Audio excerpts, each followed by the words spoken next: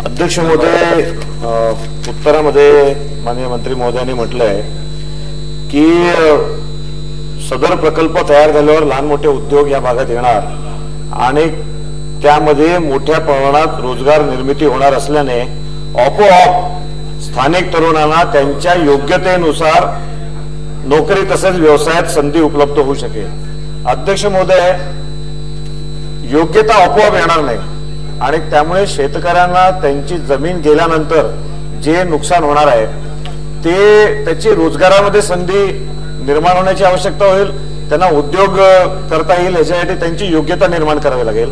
आणि त्यामुळे असे काही आपण प्रशिक्षण केंद्र अशा ठिकाणी चालवतो का की ज्याच्यातून त्यांना ते योग्यता त्यांच्यामध्ये निर्माण होईल, आपोआप काही योग्यता होणार नाही। आणि त्यामुळे अशी काही शासनाची भूमिका आहे का की ज्याच्यात काही ट्रेनिंग काही प्रशिक्षण शेतकऱ्यांना मिळावं ज्याच्यातून पुढील काळामध्ये ते बेरोजगार होणार नाही। अध्यक्ष महोदय, एक तर जमीन संपादित केली होत असताना त्याचा मोबदला शेतकऱ्याच्या संमतीने ठरवला जातो, म्हणजे योग्य मोबदला मिळण्याची जास्त शक्यता आहे। एक दुसरं, घेतलेल्या जमिनीपैकी 15% जमीन परताव्याच्या रूपानं विकसित केल्यानंतर त्या शेतकऱ्याला परत दिली जाते आणि त्याच्यावर त्यांनी कोणताही उद्योग व्यवसाय करावा आणि उत्पन्नाचं एक शाश्वत साधन निर्माण करावं अशी अपेक्षा आहे।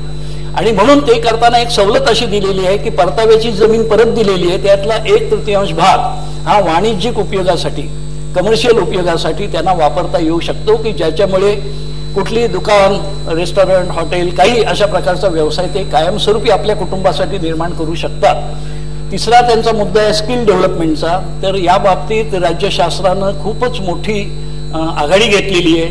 महाराष्ट्रामध्ये स्किल डेव्हलपमेंट कॉर्पोरेशन स्थापन झालेलं आहे आणि ह्या खात्याच्या सहकार्यानं आमचा उद्योग विभाग सुद्धा या बाबतीत अनेक उपक्रम राबवत आहे। प्रत्येक MIDCच्या क्षेत्रामध्ये एक स्किल डेव्हलपमेंटचं सेंटर असावं या दृष्टीने आम्ही योजनाही तयार केली।